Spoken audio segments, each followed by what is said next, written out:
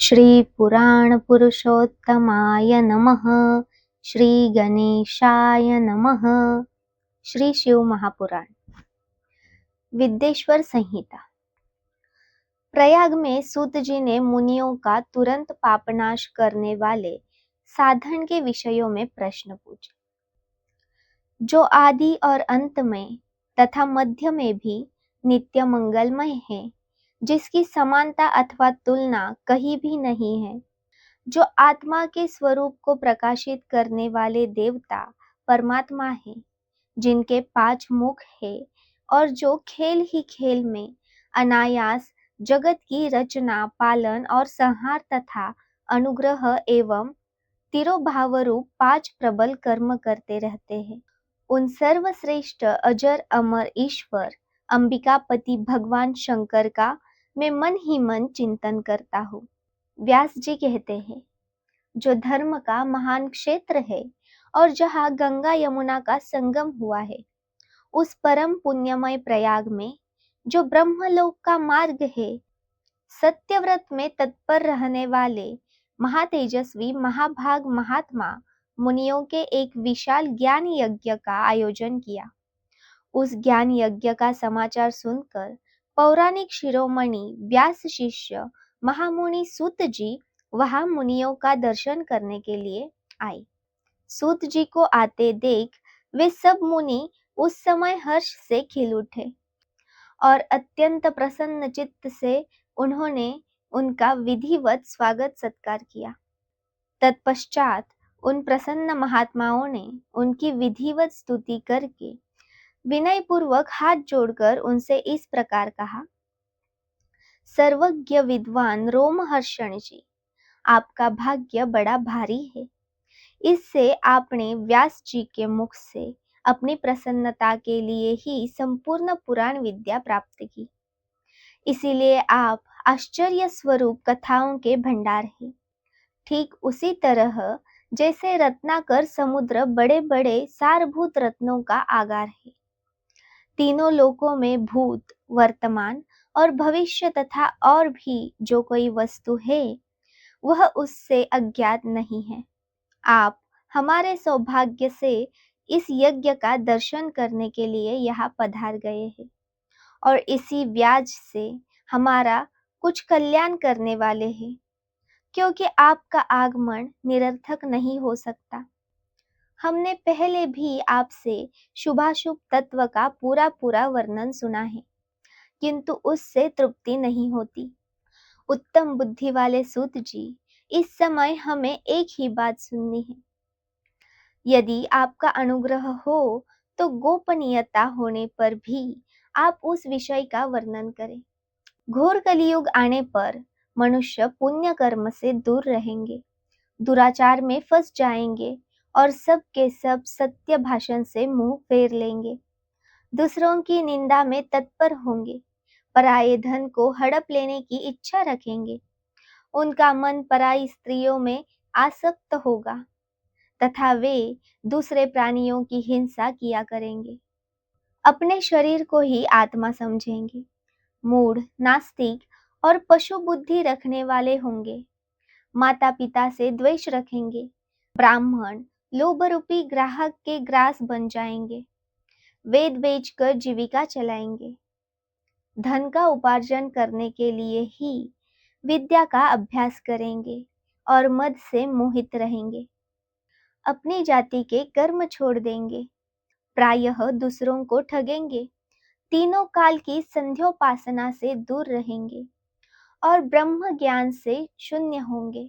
समस्त क्षत्रिय भी स्वधर्म का त्याग करने वाले होंगे, कुसंगी, पापी और व्यभिचारी होंगे, उनमें शौर्य का अभाव होगा, वे कुस्ती चौर्य कर्म से जीविका चलाएंगे, शूद्रों का सा बर्ताव करेंगे और उनका चित्त काम का किंकर बना रहेगा, वैश्य संस्कार भ्रष्ट, स्वधर्म त्यागी, कुमार्गी, धनोपार्जन परायण तथा नाप तौल में अपनी कुस्ती वृत्ति का परिचय देने वाले होंगे। इसी तरह शूद्र ब्राह्मणों के आचरण में तत्पर होंगे, उनकी आकृति उज्जवल होगी, अर्थात वे अपना कर्म धर्म छोड़कर उज्जवल वेशभूषा से विभूषित हो व्यर्थ घूमेंगे। वे स्वभावतः ही अपने धर्म का त्याग करने वाले होंगे। उनके विचार धर्म के प्रतिकूल होंगे। वे कुटिल और द्विज निंदक होंगे। यदि धनी हुए तो कुकर्म में लग जाएंगे। विद्वान हुए तो वाद विवाद करने वाले होंगे। अपने को कुलीन मानकर चारों वर्णों के साथ वैवाहिक संबंध स्थापित करेंगे। समस्त वर्णों को अपने संपर्क से भ्रष्ट करेंगे। वे लोग अपनी अधिकार सीमा से बाहर जाकर द्विजोचित सत्कर्मों का अनुष्ठान करने वाले होंगे। कलियुग की स्त्रियां प्रायः सदाचार से भ्रष्ट और पति का अपमान करने वाली होंगी। सास ससुर से द्रोह करेंगी, किससे भय नहीं मानेगी, मलिन भोजन करेगी, कुस्ती हाव भाव से तत्पर होंगी। उनका शील स्वभाव बहुत बुरा और वे अपने पति की सेवा से सदा ही विमुख रहेंगी। सूत जी, इस तरह जिसकी बुद्धि नष्ट हो गई है, जिन्होंने अपने धर्म का त्याग कर दिया है, ऐसे लोगों को इहलोक और परलोक उत्तम गति कैसे प्राप्त होगी? इसी चिंता से हमारा मन सदा व्याकुल रहता है। परोपकार के समान दूसरा कोई धर्म नहीं है। अतः जिस छोटे से उपाय से इन सब के पापों का तात्काल नाश हो जाए, उसे इस समय कृपा पूर्वक बताइए, क्योंकि आप समस्त सिद्धांतों के ज्ञाता हैं। तो व्यास जी आगे कहते हैं, उन भावितात्मा मुनियों की यह बात सुनकर सूत जी मन ही मन भगवान शंकर का स्मरण करके उनसे इस प्रकार बोले। शिव पुराण का परिचय। सूत जी कहते हैं साधु महात्माओं को, आपने बहुत अच्छी बात पूछी है। आपका यह प्रश्न तीनों लोगों का हित करने वाला है। मैं गुरुदेव व्यास का स्मरण करके आप लोगों के स्नेहवश इस विषय का वर्णन करूंगा। आप आदर पूर्वक सुने। सबसे उत्तम जो शिव पुराण है, वह वेदांत का सार सर्वस्व है तथा वक्ता और श्रोता का समस्त पाप राशियों से उद्धार करने वाला है। इतना ही नहीं, वह परलोक में परमार्थ वस्तु को देने वाला है। कली की कल्मश राशि का विनाश करने वाला है। उसमें भगवान शिव के उत्तम यश का वर्णन है। ब्राह्मणों, धर्म, अर्थ, काम और मोक्ष, इन चारों पुरुषार्थों को देने वाला वह पुराण सदा ही अपने प्रभाव की दृष्टि से वृद्धि या स्वीकार को प्राप्त हो रहा है। विप्रवरों, उस सर्वोत्तम शिवपुराण के अध्ययन मात्र से वे कलियुग के पाप सक्त जीव श्रेष्ठतम गति को प्राप्त हो जाएंगे। कलियुग के महान उत्पात अभी तक जगत में निर्भय होकर विचरेंगे। जब तक यह शिवपुराण का उदय नहीं होगा, इसे वेद के तुल्य माना गया है। इस वेद कल्प पुराण का सबसे पहले भगवान शिव ने ही प्रणयन किया था। विद्येश्वर संहिता, रुद्र संहिता, विनायक संहिता, उमा संहिता, मातृ संहिता, एकादश रुद्र संहिता, कैलाश संहिता, शतरुद्र संहिता, कोटि रुद्र संहिता, सहस्त्र कोटि रुद्र संहिता, वायव्य संहिता तथा धर्म संहिता, इस प्रकार इस पुराण के 12 भेद या खंड है। ये 12 संहिताएं अत्यंत पुण्यमयी मानी गई है। ब्राह्मणों, अब मैं उनके श्लोकों की संख्या बता रहा हूँ। आप लोग वह सब आदर पूर्वक सुने। विद्येश्वर संहिता में 10,000 श्लोक हैं। रुद्र संहिता, विनायक संहिता, उमा संहिता और मातृ संहिता, इनमें से प्रत्येक में 8-8 हजार श्लोक है।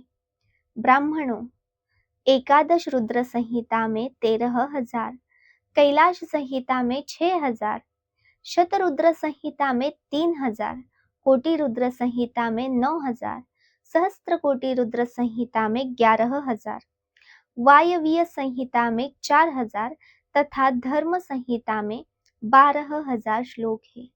इस प्रकार मूल शिव पुराण की श्लोक संख्या 1,00,000 है, परंतु व्यास जी ने उसे 24,000 श्लोकों में संक्षिप्त कर दिया है। पुराणों की क्रम संख्या की विचार से इस शिव पुराण का स्थान चौथा है।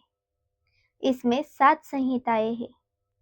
पूर्व काल में भगवान शिव ने श्लोक संख्या की दृष्टि से 100 करोड़ श्लोकों का एक ही पुराण ग्रंथ ग्रथित किया था।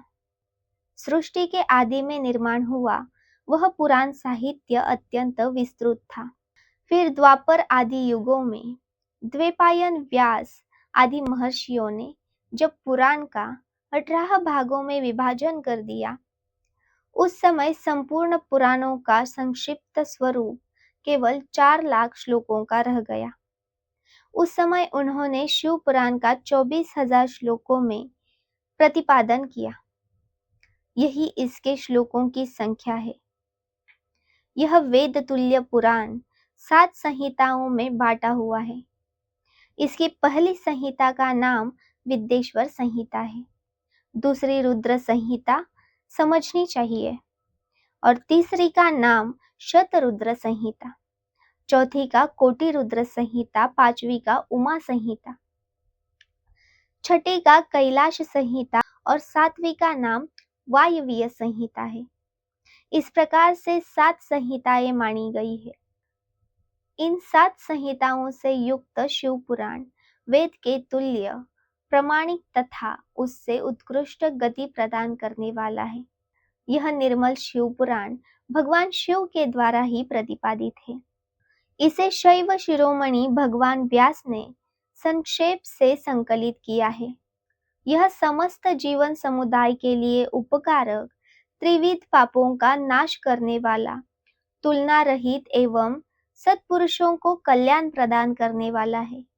इसमें वेदांत विज्ञानमय प्रधान तथा निष्कपट निष्काम धर्म का प्रतिपादन किया गया है। यह पुराण ईर्ष्या रहित अंतःकरण वाले विद्वानों के लिए जानने की वस्तु है। इसमें श्रेष्ठ मंत्र समूहों का संकलन है तथा धर्म, अर्थ और काम इन त्रिवर्ग की प्राप्ति के साधन का भी वर्णन है। यह उत्तम शिव पुराण समस्त पुराणों में श्रेष्ठ है। वेद वेदांत में वेद रूप से विलसित परम वस्तु परमात्मा का इसमें गान किया गया है। जो बड़े आदर से इसे पढ़ता है, सुनता है, वह भगवान शिव का प्रिय होकर परम गति को प्राप्त कर लेता है। धन्यवाद। यहाँ पर हमारे विद्येश्वर संहिता के 2 अध्याय समाप्त हुए। अगले अध्याय में हम साध्य, साधन आदि का विचार तथा श्रवण, कीर्तन और मनन इन 3 साधनाओं की श्रेष्ठता का प्रतिपादन करेंगे।